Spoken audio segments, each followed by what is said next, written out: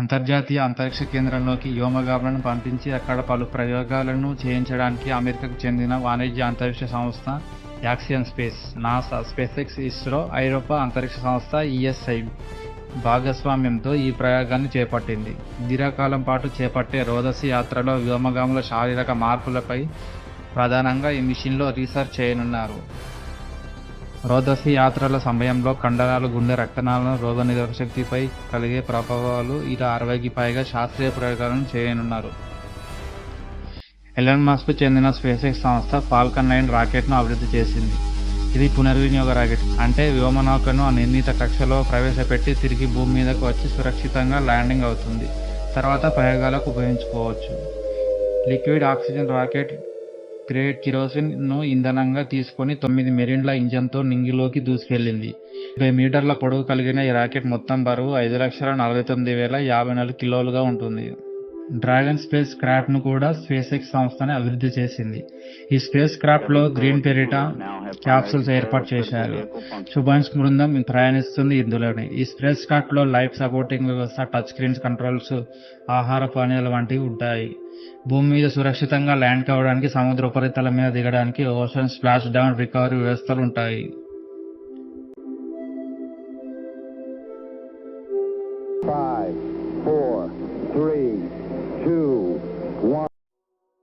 భారత్కు చెందిన శుభాన్ శుక్లా మరో 3 వ్యోమగాములతో కలిసి అంతరిక్షంలోని అంతర్జాతీయ అంతరిక్ష కేంద్రం ISSకు వెళ్లారు. యాక్సియం 4 మిషన్ పేరిట వెళ్లిన ఈ బృందం 14 రోజుల పాటు ISSలో ఉంటారు. గురుత్వాకర్షణ శక్తి ఉండే ISSలో వ్యోమగాములు తామున్నవన్నీ రోజులు ఏం తింటారు, ఏం తాగుతారు, ఎట్లా నిద్రపోతారు అన్న ఆసక్తి చాలా మందిలో ఉంటుంది. భూమికి సుమారు 400 కిలోమీటర్ల పైన ఉండే శాస్త్ర పరిశోధనశాల భూమి చుట్టూ తిరుగుతూనే ఉంటుంది. స్పేస్ సిటీగా పిలిచే ఈ స్టేషన్లో వ్యోమగాములు నివసిస్తూ భూమి మీద చేయలేని ప్రయోగాలను అక్కడ చేస్తుంటారు. ఇక్కడ జీవనం భూమి ఉన్నట్లు ఏమాత్రం డబ్బాలో ఫ్రీజ్ చేసిన ఆహారం తినడం, తమ చెమటను, మూత్రాన్ని రీసైక్లింగ్ చేసి తాగడం, గోడకు అమర్చిన బ్యాగులో నిద్రపోవడం, ఫిట్గా ఉండేందుకు గంటల కొద్దీ వ్యాయామం చేయడం జరుగుతుంది. ఈ స్పేస్ స్టేషన్లో వ్యోమగాములు కొన్నిసార్లు రోజులు, కొన్నిసార్లు నెలల తరబడి ఉండాల్సి వస్తుంది.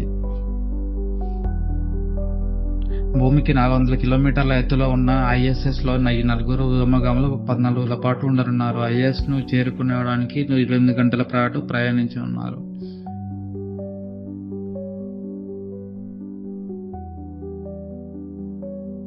ఫాల్కన్ 9 రాకెట్ను బేస్లో తిరిగి ల్యాండ్ చేయడం అంటే రాకెట్ ప్రయోగం తర్వాత దానిని భూమిపై సురక్షితంగా దించడం. స్పేస్ఎక్స్ సృష్టించిన అద్భుతమైన సాంకేతిక విజయం ఇది. రాకెట్ రంగంలో పునర్వినియోగం అనే దానిని సృష్టించింది.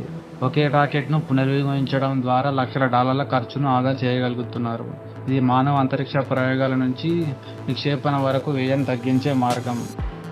స్పేస్ఎక్స్ అనేక ప్రయోగాల ద్వారా దశల వారీగా తన టెక్నాలజీని మెరుగుపరుస్తూ వచ్చింది. ప్రామాణికంగా రాకెట్లో ఎటువంటి ప్రమాదాలు లేకుండా దిగడం సాధ్యమైంది. స్పేస్ఎక్స్ ఇలాంటివి సాధించడంతో అమెరికా మాత్రమే కాదు, ప్రపంచ అంతరిక్ష పరిశోధన లోకం సాధారణంగా ఈ మోడల్ని అంగీకరిస్తుంది.